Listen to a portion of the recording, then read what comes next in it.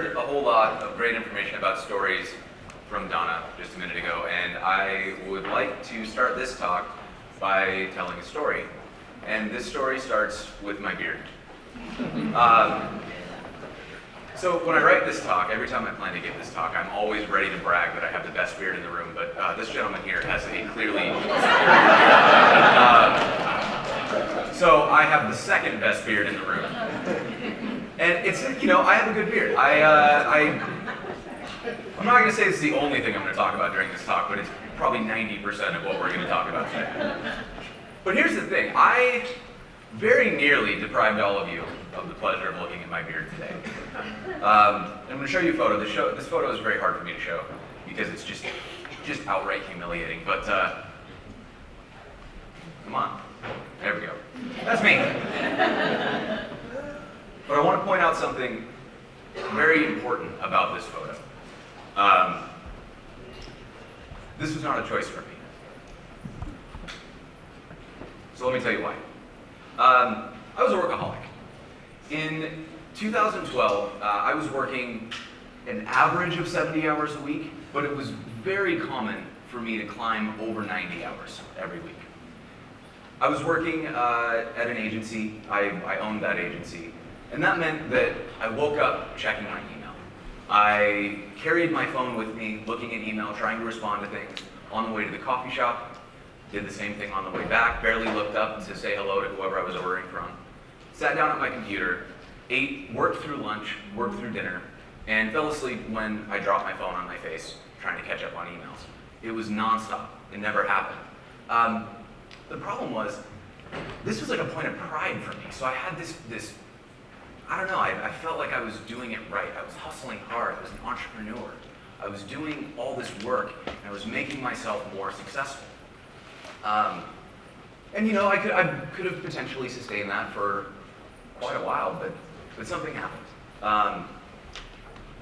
For those of you who aren't from the United States, you may not have heard of this, but the biggest shopping day in the United States every year is Black Friday.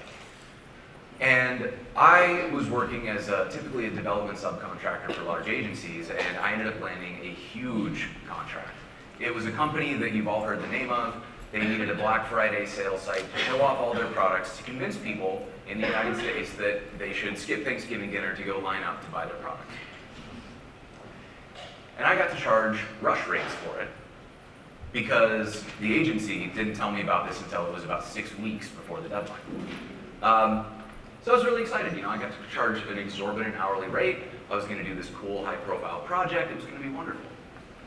So we sat down and we came up with a plan. We were going to do a couple weeks of design, we were going to do a couple weeks of development, and we'd have 2 weeks to kind of polish it off. But as is pretty typical with a project like this, that's not how things worked out.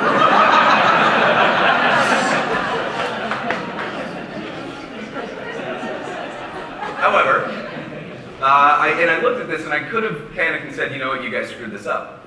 But I'm no quitter. I decided I was going to make this work. And so I went ahead and I worked over 100 hours that week. I effectively lived at my desk. I slept about 3-4 hours a night. The only food that I ate was delivery. I ignored literally everyone. But you know what? I got it done. And as a result, the client was super happy. I was their superhero. They absolutely loved me. The project made a ton of money. They didn't give me numbers, but I know it was a disgusting amount. And I got paid a bunch of money. And beyond that, the project ended up winning an Addy Award, which I was super excited about. It was the first time that I'd ever seen any type of recognition for my work. So this was wonderful, right? Like all the right boxes got ticked. However, when you take into account the personal cost, a lot went wrong here. I skipped Thanksgiving dinner with my family to work on this project. As mentioned, I slept less than 4 hours a night. Fast food, I felt terrible. I probably gained 15 pounds just that week. And my beard fell out. So, right? I'm gonna say that again. My beard fell out of my face. So, this is a picture of a few years later, or a few months later. And you can see, this is the only picture I have because I've destroyed the rest of the evidence. But there's a patch in my beard that started as about a quarter size when it first showed up. And I woke up and my partner at the time said, hey, did you cut yourself shaving? And I said, what do you mean? He said, well, there's like a patch of your beard missing. So I went and I looked and the hair had gone babyfied, turned white, and then over the next couple of months started to fall out. And then the same thing happened on the other side. And over the course of like the next 6 months, those two patches grew together underneath my chin and grew up onto my cheeks. So what I was left with was either a mustache or shaving clean. And I will never subject the world to seeing what my fat baby face looks like. So I chose a mustache. And so this was kind of a big deal. I was already kind of burning out. When I was working these long hours, I would spend the rare free night that I had with a friend of mine having a drink and complaining about how much I worked and how stressed out I was about all of this. But this was the last straw. When I physically started deteriorating, I realized that I needed to make a decision. And so I chose that it would be better to be poor and healthy than to be successful and sick. Sorry. So, I ended up cutting back on everything. I only accepted calls during business hours. I turned off every single notification on my phone. I turned on Do Not Disturb mode from 6 p.m. to 8 a.m. I only checked my email twice a day. And I set up activities with my friends, and when I did that, I would leave my phone behind and go actually be with my friends. I wasn't stepping out to take a call or respond to an email. And I made a decision. I was ready to lose business if it meant that I could be a person again. I wanted to be healthy. I was sick of being a business with a human kind of tangentially attached. I wanted to be a person who was also part of a business. But here's the thing, if that's not what happened. I thought that my business was going to deteriorate, right?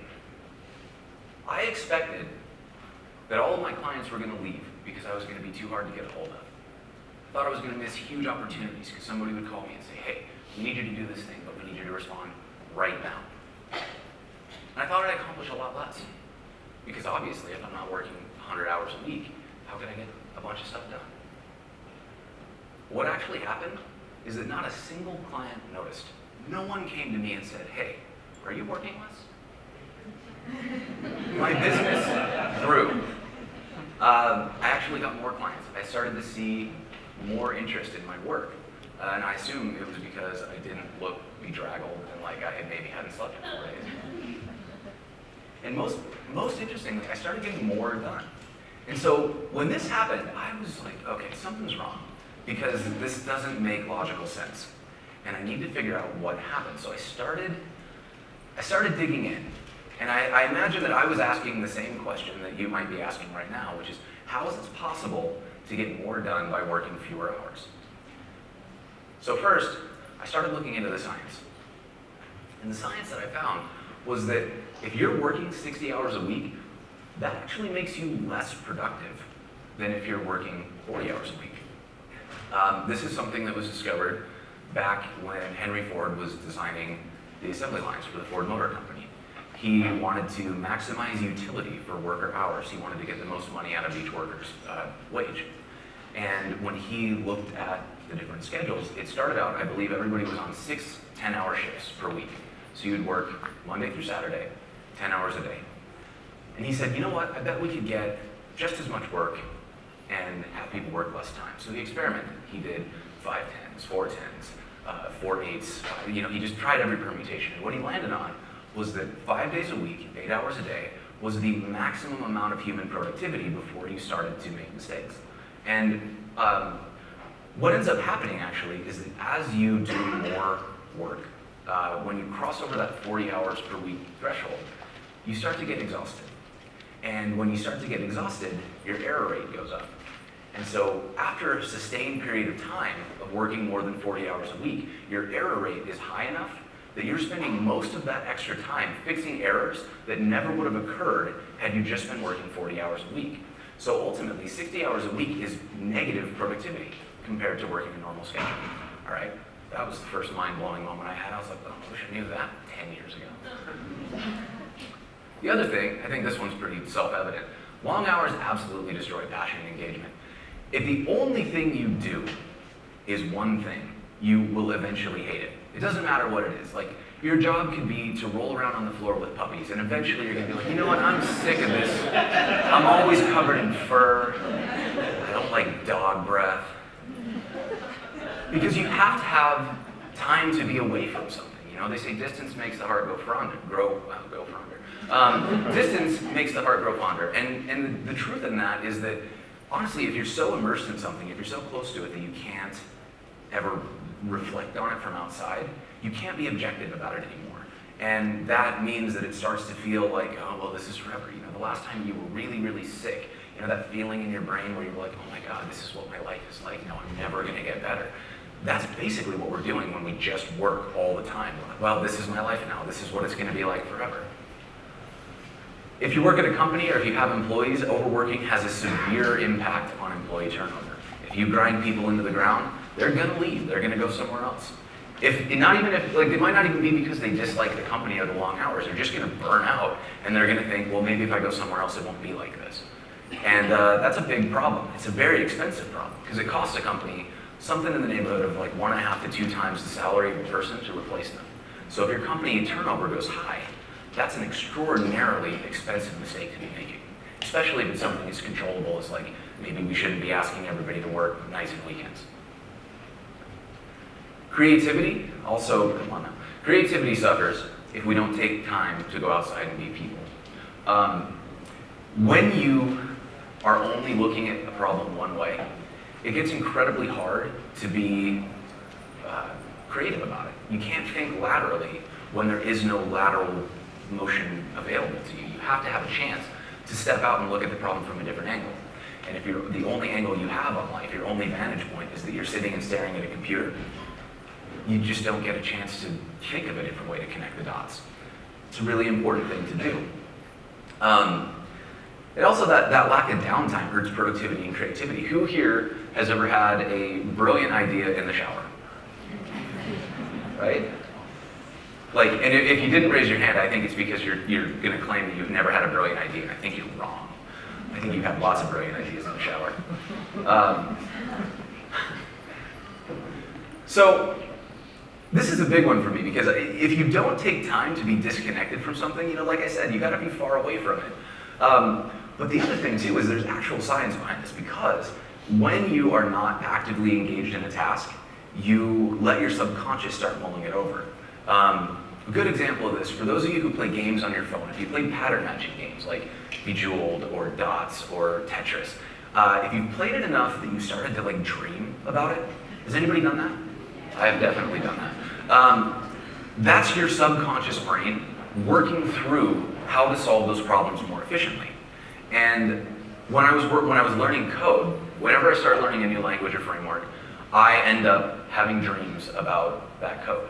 And it's always nonsense code, and when I wake up and type it out, it doesn't work. But what's happening is my brain is taking time to mull over these problems. And it does that with creative problems too. If you're trying to solve something, you're working through a problem, when you take that time to let your brain just kind of process it, you're gonna come up with interesting ideas. You get that eureka moment. Because dots that you never would have connected with your conscious mind suddenly snap into place. And there you go. Wow, this is brilliant. We should put wheels on suitcases. Another big one. We lose 20% of our time per task while multitasking. I'm going to show you a graph that's going to make you cry later. This is probably like, I'm going to talk about this like 8 times, and I'm going to yell at you every time. Stop multitasking. Just don't do it, ever. Sleeping less than 7 hours a night is worse than being too drunk to drive. They did a study where they took interns who were working in the medical field, and they took one group and they slowly got them drunk. And they took another group and they wouldn't let them go to sleep. And then they had them do cognitive tasks. Their ability to solve logic puzzles, their ability to do different like hand-eye coordination things, to process and respond to information. And what they found was the overtired interns, and this is like after 18 hours of being awake, That is 6 hours of sleep, which most of us are like, man, I got 6 hours, go me. So after 18 hours of being awake, they were performing worse on these cognitive tests than somebody who would get a DUI if they were behind the wheel. Think about that, because most of us would not be upset if one of our coworkers came in and said, hey, I only slept 4 hours of work, I only slept 4 hours last night because I was up late working on this project. You'd high five them, you'd probably give them a promotion or a bonus, right? Somebody comes in after 4 beers, you're like, get out, you're fired. But really, it should be the other way around.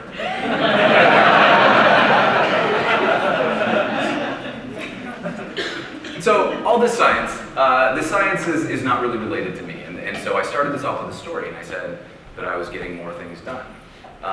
So you might be thinking that I haven't answered the question yet. So let me take a little time and try to go through what actually happened, like what really changed. So I told you what I did. I turned off my notifications. I stopped bringing my phone with me. I didn't take phone calls after business hours. All right, great. All right. So what actually happened? Like, what were the parameters that I set for my life?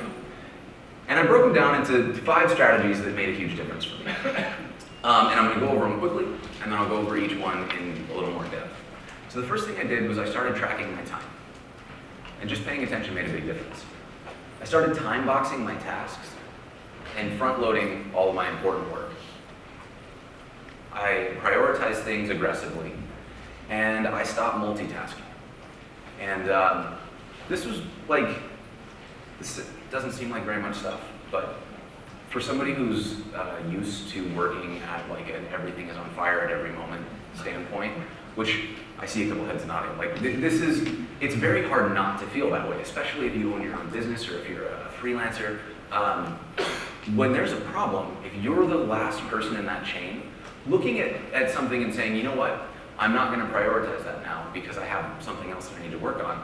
It feels like if you had 2 kids and you were like, well, that one's drowning, but this one's on fire. I'm going to ignore that one. So it's not an easy thing to do. It feels way worse in the moment than it feels like when you're thinking about it logically, and so that's something that is a whole other talk in and of itself. But so let's talk about these strategies. So the first one is to just track your time. One of my former clients is a nutrition company called Precision Nutrition. They're based out of Toronto, and they do habit-based coaching for people. And one of the very first things that they do when you sign up for their nutrition coaching is they just ask you to get a small notebook, carry it with you, and write down all the things you eat in a given day. That's all. They don't care what you eat. They don't tell you what to eat, or even make any suggestions. They just say, eat what you would normally eat, but write it down. And what they find is that people actually start to lose weight. The reason being, you don't want, typically you just eat mindlessly. Like you're sitting down and you're just like eating out of that bowl of chips, or you're digging through the pantry for a snack. When you have to write down that you're about to eat 3 bags of chips, you're like, maybe I don't need 3. And the same thing is kind of true of every walk of life. If you are mindful of what you're doing, if you're paying attention to how you are acting, it makes things a little more intentional. So if you pay attention to where your time is going, you will suddenly notice, like, I spent 6 hours on Twitter today. That was probably not the best use of my time. But what I will say, manually tracking time is the worst thing that's ever happened, and I feel very strongly about that. So you got to do it in a way that is automated. This is a program called Rescue Time. It runs in the background on your computer, and it will also run on Android phones, I believe, and I'm not sure where else, but they have a couple targets. And it just keeps track of what you do in a given day and breaks it down by category. So you can see here that I spent half my time working on software development and about 7% of my time on communication and scheduling. That helps me notice that, like, well, I spend 50% of my time today on social media. That's the wrong way for me to be using my time. And it also helps me see, like, this is a day that I worked longer than I wanted to. I worked 9 hours. So the next day, or I guess the next Sunday, I just took the whole day off. I never opened my computer. And it just helped me keep a pulse on it, right? Like, I'm not advocating regimenting your time to 6 hours a day to whatever you decide is the perfectly sane amount. Like set a timer, goes off at 8 hours, and you go, all right, I'm done, bye. That's not how people work. You have days when you're more on, you have days where you're not. I'm advocating for trying to find an average output. You want average balance, not perfect balance. Time boxing tasks. The joke I always make is that if you don't have a charger and your battery starts giving you that like low battery life indication, you are the most productive person in the room. Because if you've got something to get done and you know that computer's going to die and you really don't want to have to drive home to plug it in and start it again, you're like suddenly all that procrastination, you're like, you know what, I don't need to be on Facebook right now. I'm going to do this thing really fast. And so time boxing is a method of basically putting restraints around the work that you're doing. A lot of us, and myself especially, tend to work in a, well, I'm going to work all day, so I'll just work all day kind of fashion. And in doing that, you remove any type of urgency to get the work done. And you may have heard the old joke that work will expand to fill the time allotted to it. That's absolutely true. I have managed to make writing a single email take me 3.5 days. One of my more productive weeks, I will tell you. So what I recommend is everybody has kind of an internal rhythm. If you've heard of your circadian rhythm, it's where you get your most restful sleep if you follow that appropriately, right? It's a little bit different for everybody. And so I would recommend trying to find your rhythm. Think through how your body works. Some people are very good at doing the Pomodoro method. It's, I think, 25 minutes and 5 minutes off.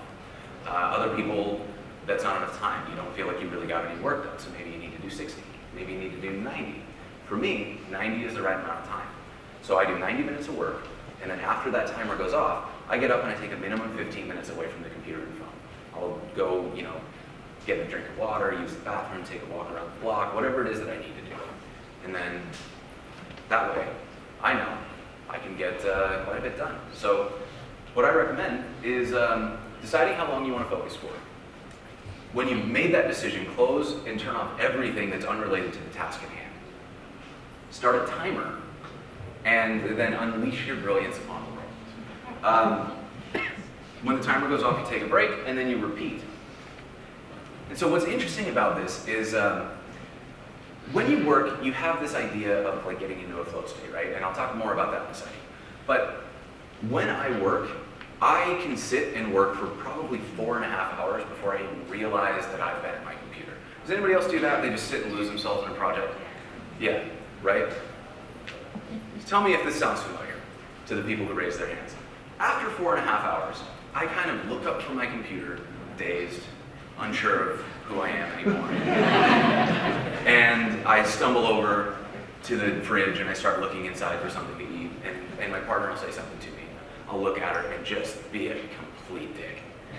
And it's not because I mean to, but it's because my brain has gone so far into sludge mode because I've been hammering on it for 4.5 hours that I've just completely forgotten how to be a person.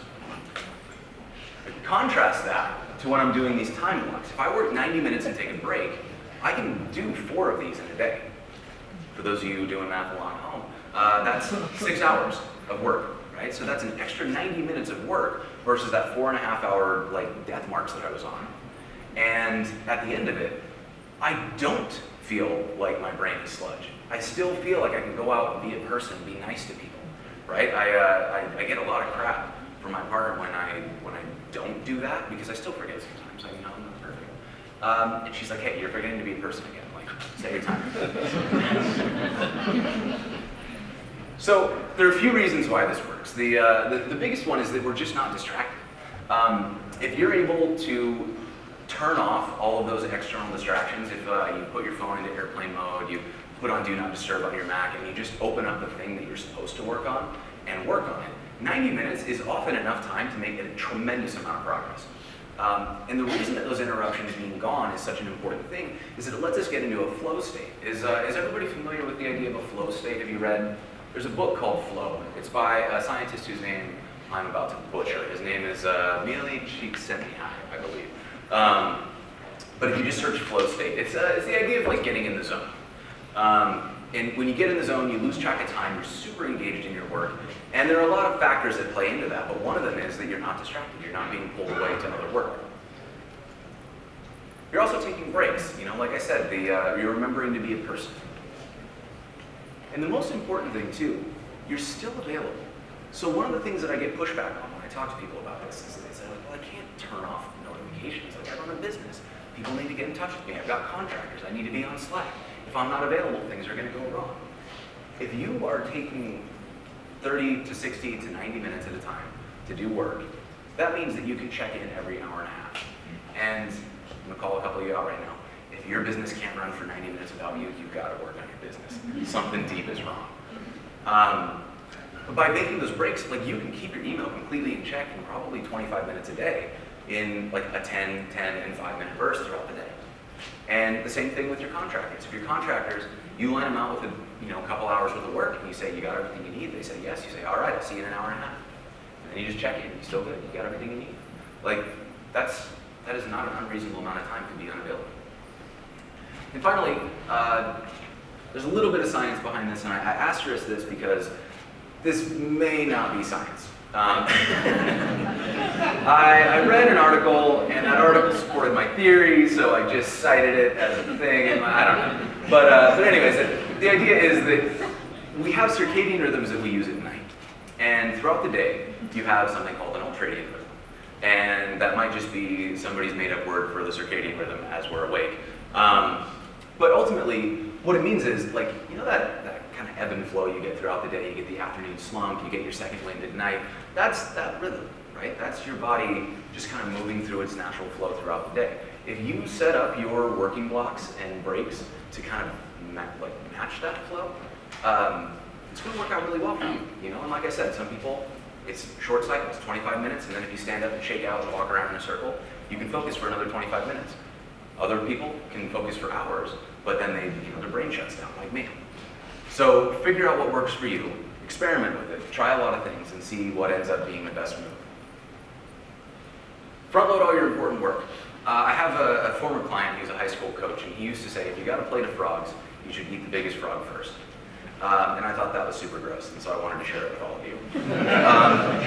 The thing is, motivation, and there's arguments on this, but my argument would be, motivation is a limited resource. You start the day with a full tank of willpower. And as you move through the day, you have to make decisions, and each of those decisions that you make is depleting that willpower. So if the first thing you do when you wake up is start replying to emails, you're burning your willpower on stuff that probably doesn't require a lot of willpower. So when you get to that big project at 4 p.m. that you were supposed to be working on all day, you don't have any willpower left, and you're like, I don't know, maybe I just won't do it. And then that's how you end up at 1 a.m. because it was a deadline and you totally had to do it, right? So take the thing that you're supposed to do and do it first, because we're the best versions of ourselves early in the day. Your energy is going to be higher, your focus is going to be improved, your self-control is at its peak. And I want to make a very important distinction here. I am not saying in any way, shape, or form that you have to wake up early. I don't care what time you wake up. What I'm saying is, if you wake up at 3 p.m., when you get on your computer at 3:15 or 3:30, the first thing you should do should be the most important thing. It doesn't matter if you're a night owl or a morning person. It's not important. What's important is that when you wake up, you're probably in your best position to do solid work. So put the stuff that you care about the most that's going to make the biggest impact at the front of that stack. Don't procrastinate. Don't look at email. If you can, don't even look at email in the morning. Wait until lunch to do your first email check. That's very hard to do. I'm only 80% effective at doing it, but when I do it, I have more productive days. And I think that this is something we can all relate to. In the morning, I am up, I'm ready to go, and I'm not a morning person. I don't spring out of bed ready to face the world singing songs. I roll out of bed grumpy and angry like the rest of us. But after I get up and going, those first few minutes feel really, really good. And by the time the afternoon rolls around, it's not quite the case. I'm not feeling so great. The fourth strategy is to prioritize aggressively. If everything becomes the most important thing in your stack, you've basically deprioritized everything. If you're trying to put out every fire, none of the fires are going to go out. So my friend Nate and I have a joke we say that you have to use something called the Highlander technique. When you're talking about priorities, you can only have one priority. This may be an apocryphal story, but I was told, and I choose to believe it, that the word priority did not have a plural form in the English language until the 1980s when some silly management consultant made it up. Because priority is it's the first, it's the one, right? Having multiple priorities it's a logical fallacy. You can't have two first things. They're either this is the first or this is the first. So here's what I would recommend, because this is an extremely hard thing to initially do. Take your to-do list, write it out, and then draw a tournament bracket. Go to the first two things on that list, and you say, all right, of these two things, if I don't do them, which one is more likely to get me fired? Whichever one is more likely to get you fired, circle it, move it to the next bracket. And repeat this process until you end up with the one thing that is most likely to get you fired. Knock it off, go back, run the bracket again, right? And this leads into the next thing. The reason that you need to prioritize aggressively is because you should never be multitasking. Multitasking is easily the worst trick that business has ever played on humans in the history of humankind. And I do not say that with a tiny bit of hyperbole. I 100% believe it. This is a graph of where your time goes when you're multitasking. So you can see on the left, with one task, you've got that happy green bar. 100% of your time goes to the thing that you're working on. When you get to a second task, you've got a 20% context switching penalty. And you have 40% per task. By the time you get to 5 tasks, you're not even working anymore. You should just go home. And if you want to, so a great way to prove that this works is get a timer, get a notebook. And for the first time, I want you to, in the notebook, write down the letters A through J, the Roman numerals I through X, and the numbers 1 through 10, right? And I want you to do them by switching. So you write 1, A, I, 2, B, I. I can't even do it. So I want you to do that, and I want you to time how long it takes. Then, take a minute, shake it off, and do it again. But this time do it in sequence. 1, 2, 3, 4, 5, 6, 7. And see how much time you save by doing them in sequence, right? I did this test. It bore out to about a 20% time loss. It was kind of upsetting that that was so accurate, actually. But here's the problem, and this is why multitasking is the worst trick that business ever played on us. Multitasking feels so productive. Oh, it's so good. You look at your to-do list, it's got 15 things on it, you get to the end of the day, you go, I did 15 things today. But you did 1% on each of those 15 things, right? Nothing got done. And at the end of the day, your to-do list that was 15 things long is still 15 things long. But you feel really productive, you were so busy. Single tasking makes us, oh no, I did things wrong. Okay, single tasking makes us actually productive.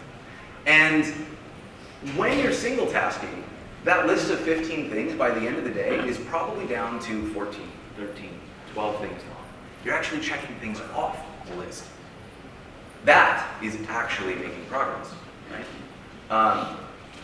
But it doesn't feel very good because you're looking at all the stuff you didn't do today, right? So use that Highlander technique. Decide what the most important thing is. Knock it off the list. You are now that much less likely to get fired. Hooray! And just keep working through that cycle. You're going to make intensely more progress than if you were doing all the things at once.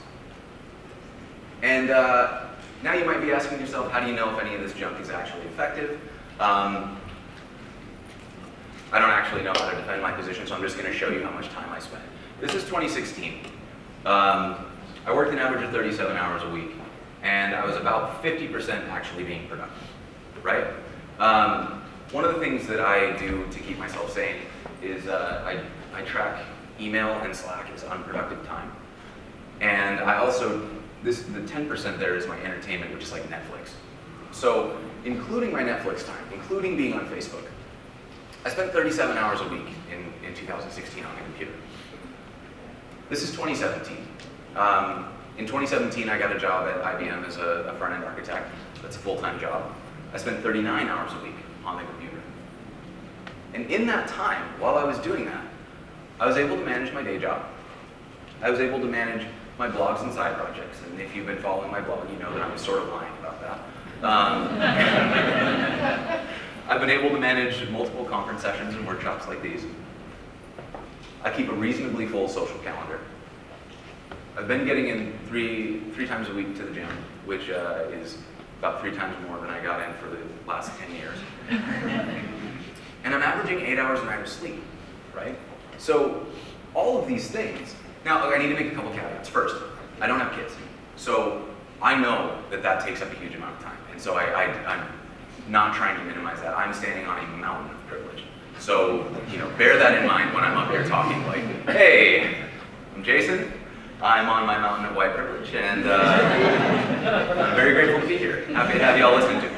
No, but so, this is something that it doesn't matter where you are, and you might not be able to do everything that you want, but this kind of stuff is going to open up the door to have some of your time back, to spend more time with your kids. I was talking to Ryan earlier in the audience, and he was saying that something he does is he set a schedule for himself where he made a rule that he has to be at the bus stop for his kids, right?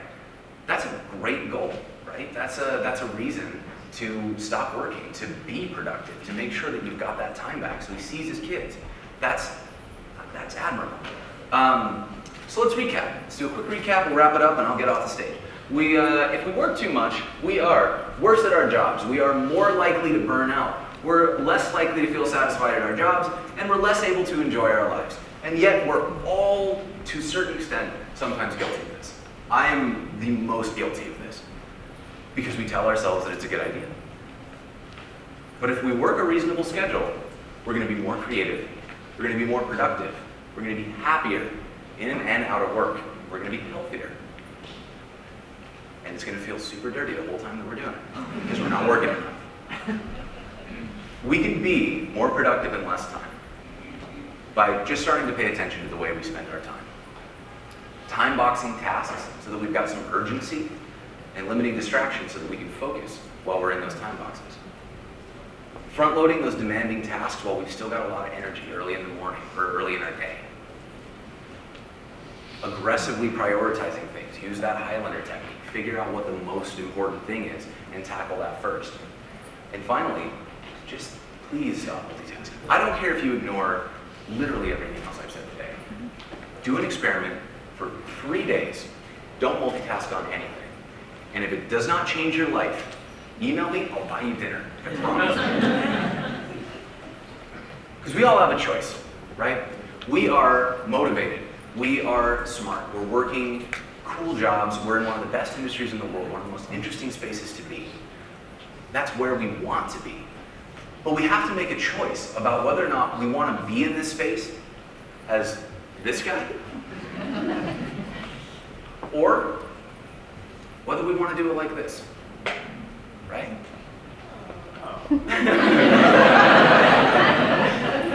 That's Marissa. You're going to see her tomorrow. Thank you so much.